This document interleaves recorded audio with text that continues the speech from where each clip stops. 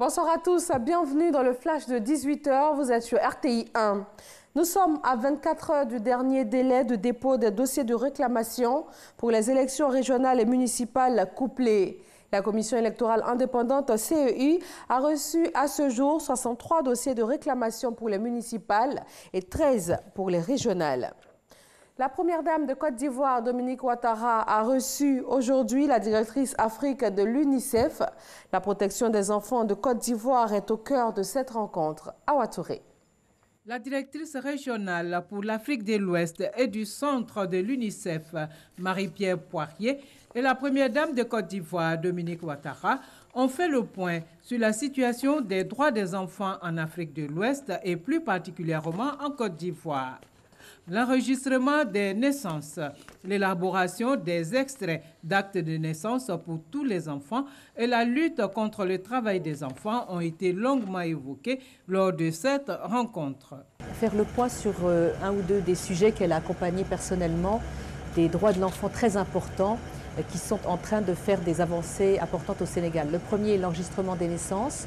Le ministre de la Justice, le ministre de l'Intérieur et Madame la Première Dame ont lancé une opération spéciale pour s'assurer que tous les enfants qui sont sur le territoire et pour l'instant voulaient passer leur examen de fin de CM2 auraient accès à ce certificat et comment on allait bâtir sur cela pour garantir ce droit au certificat de naissance à chaque enfant.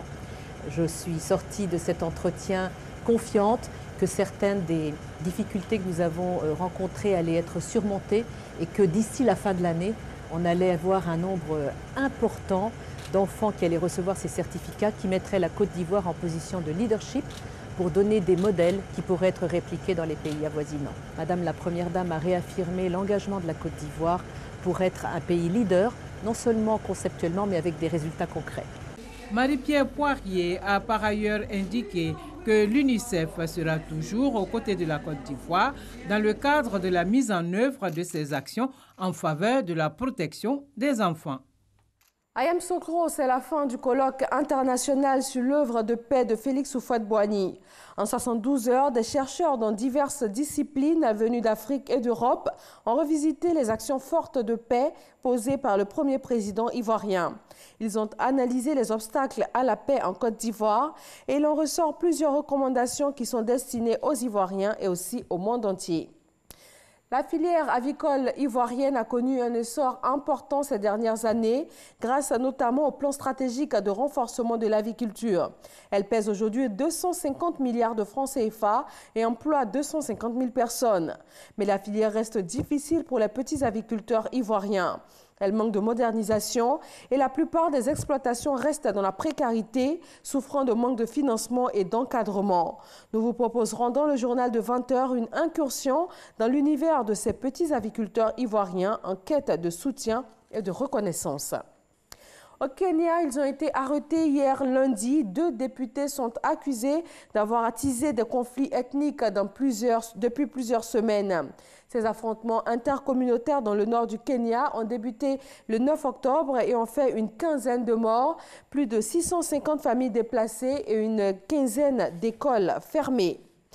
La caravane des milliers de migrants centra-américains en route vers les États-Unis provoque des tensions diplomatiques entre Washington et ses voisins latino-américains.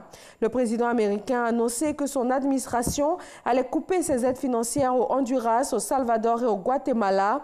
En réponse, le Mexique a ouvert la nuit dernière un pont à la frontière avec le Guatemala où des centaines de migrants attendaient depuis plusieurs jours. Quelques 400 personnes ont ainsi pu être enregistrées par les autorités mexicaine. Un forum international sur l'investissement s'est ouvert ce mardi à Riyad. Et ce, malgré les annulations en cascade de dirigeants étrangers et chefs d'entreprise. Riyad espérait, à travers cet événement économique, présenter le royaume comme une destination commerciale lucrative afin de diversifier son économie et de s'ouvrir aux nouvelles technologies, au tourisme et au divertissement. Mais cette conférence est aujourd'hui totalement éclipsée par le tollé international consécutif au meurtre du critique et journaliste saoudien Jamal Khashoggi à Istanbul. Et voilà, merci de suivre RTI 1. Retrouvez tout de suite l'info régionale et le journal à 20 h.